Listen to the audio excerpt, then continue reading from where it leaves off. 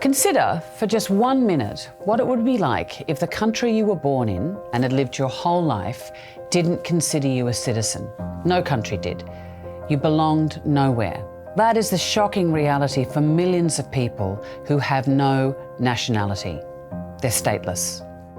Most people are citizens of somewhere. We have birth certificates, we have passports, we have ID cards, we have driver's license, health cards, documents proving who we are. But on paper, stateless people simply don't exist. In fact, I can't even tell you how many stateless people there are because over half of all countries don't even count them. Globally, countries that are counting have accounted for nearly 4 million people. But in all likelihood, the actual number is much, much higher. Without a passport or a national ID, the list of things you may not be able to do is never ending.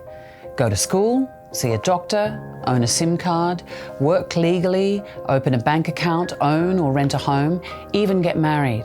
And statelessness exists everywhere. It's not a problem in a far-off land. It's happening in countries like yours or mine. You mightn't even have heard of statelessness. I hadn't, and I was staggered to learn of the devastating impact that statelessness has on families all around the world. So, how does this happen? In the chaos of fleeing war, families can leave or lose the papers that are proof of ties to a country, and that can make registering the birth of a child impossible, leaving them stateless. Or borders can change or dissolve completely. For example, after the fall of the Soviet Union. And in some countries, if your parents are stateless, so are you. It's passed on for generations. Other countries prevent parents passing on their nationality if their child is born abroad. Some countries discriminate against women and don't let mothers pass on their citizenship. Ethnicity, language, religion, they've all been used as excuses to exclude entire groups from being citizens.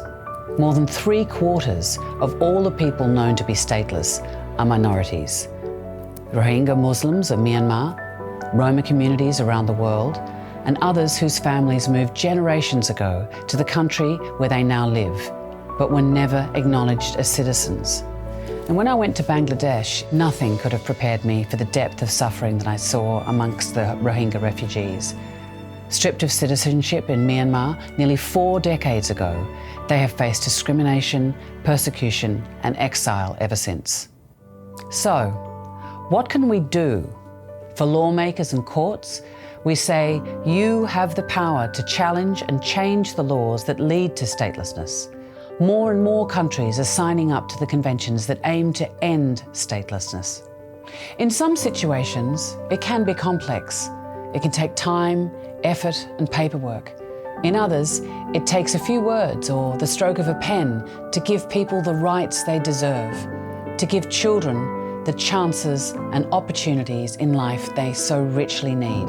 Either way, it's a man-made problem that we can solve. Let's do so, because everyone has the right to belong.